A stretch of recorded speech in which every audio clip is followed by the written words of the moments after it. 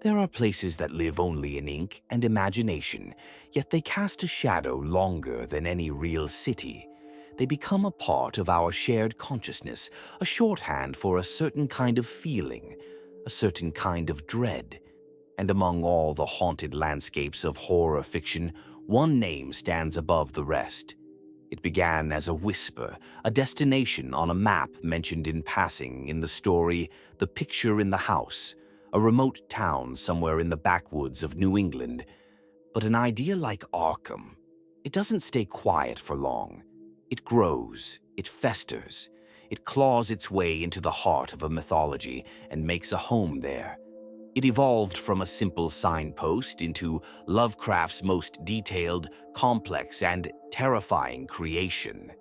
So today, we're not just looking at a fictional town.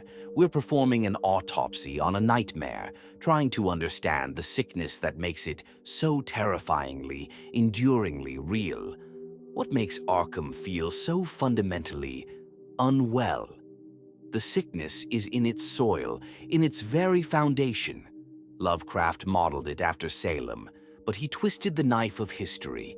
In Arkham, the 17th century witch trials were not a case of religious hysteria. They were a failed quarantine. The witches that were hunted, like Keziah Mason and Goody Fowler, were not innocent victims. They were scholars of forbidden arts who had truly trucked with the devil. And their execution wasn't a victory for justice. It was a clumsy attempt to stamp out a fire that had already spread to the city's roots. That uncured infection lingers in the very air.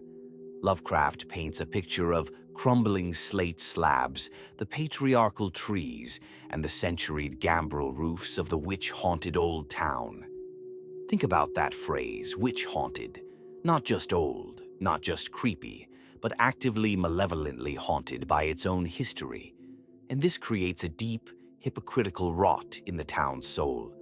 You can see it in the city's social geography. The fine folks, the old established families on High Street and Miskatonic Avenue, they live in elegant Georgian houses, hosting dinner parties and writing letters to the Arkham Advertiser, pretending the stories aren't real. Theirs is a world of manicured lawns and forced civility.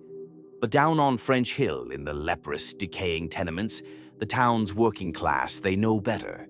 They see the shadows flicker where they shouldn't. They hear the whispers from behind boarded-up doors. They know which alleys to avoid after dark and why nothing good ever comes from the old Billington's Wood. In Arkham, ignorance isn't just bliss, it's a desperate and ultimately futile survival strategy. But what good is a respected facade when the foundations are rotten? At the center of Arkham sits its most famous paradox, its engine of doom, Miskatonic University. Established in 1765, it is the institution that actively cultivates the city's madness under the guise of enlightenment. Each department is a unique vector of infection. The medical school, established forever in our minds by the ghoulish tale of Herbert West Reanimator, treats the human body as mere meat for grotesque experimentation, exploiting a typhoid outbreak in 1905 for a fresh supply of its grisly raw material. The folklore and anthropology departments fund doomed expeditions to the far corners of the world, from the frozen wastes of Antarctica to the burning deserts of Arabia, bringing back artifacts and stories that should have remained buried in the ice or lost to the sands of time. And then there's the Orne Library. This isn't just a collection of books, it's an arsenal of world-ending knowledge. To enter its special collections is to feel a palpable chill in the air. On its shelves sit books bound in shagreen, iron, and things best not mentioned. You'll find the Book of Ebon, the Kulte de Ghoul, and the Unaussprechlichen Kulten. And there, under lock and key, is the crown jewel of damnation, a 17th century Latin translation of the Necronomicon. Its pages, penned by a madman, are said to contain the true chaotic history of the cosmos, a history that can unspool a man's sanity like thread from a bobbin.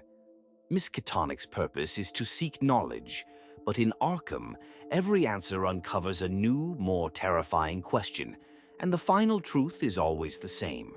We are insignificant, and we are doomed. To truly understand Arkham, you have to dissect it by the specific horrors it contains. First, you have the horror of place, where reality itself is broken. Look no further than the Witch House. It's not just an old, spooky house. It's a dimensional wound.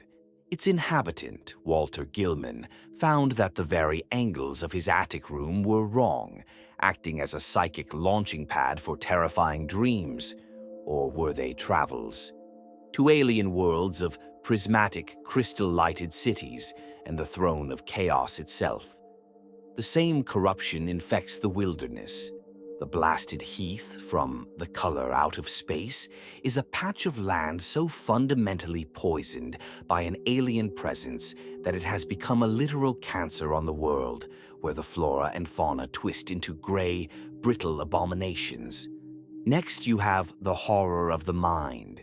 Where do you go when the truth becomes too much to bear? You go to the Arkham Sanitarium. This is the city's human dumping ground, a quiet, brooding building where the staff are as weary and broken as the inmates. It's the final earthly stop for those who have seen the thing on the doorstep, or communed with the shadow out of time, or gazed upon the face of Yog Sothoth. It's not a place of healing. It's a monument to the fragility of the human mind, proving that sanity is just the paper-thin wall between us and an infinite screaming abyss. Finally, you have the horror of the body. This is Herbert West's domain. In the Miskatonic Medical School and the cold, desecrated earth of Christchurch Cemetery, the sanctity of the human form is a cosmic joke. Bodies are just machines to be broken and reassembled. The sounds from his lab are not of science, but of blasphemy. The things he creates, the reanimated dead, brought back without their souls, patchwork things that shamble and scream, are a fundamental violation of natural law. It's a terrifying portrait of scientific hubris leading to physical abomination. And for Lovecraft's creation, the thing that makes Arkham so deeply unsettling. For all its darkness, it is not always the source of the horror. Sometimes it's the place people run to. In The Shadow over Innsmouth, the narrator makes a desperate, panicked escape to the relative safety of Arkham. Imagine his relief, fleeing the fish-like abominations and decaying squalor of the coast, to find Arkham's clean streets, its normal-looking people, its helpful government officials. In that story, Arkham is a bastion of civilization. In The Color Out of Space, the city people of Arkham are portrayed as laughing skeptics, completely unaware of the cosmic nightmare unfolding just a few miles away in the Gardner farmstead. This is Arkham's split personality. It is both a trap and a refuge. It is a beacon of civilization in a dark country, and the source of that country's darkness.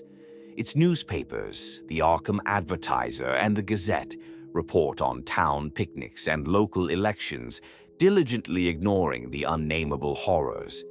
It's a city that pretends to be normal, that desperately wants to be normal, but the mask is always slipping. You can drink the city water, but you can never be sure what cursed land it flowed over first.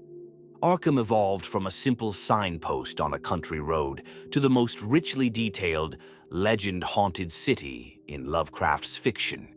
It became his laboratory for fear, a place where the American dream sours into a waking nightmare. It's the place where history, knowledge, and ambition curdle into a very specific and very potent kind of dread.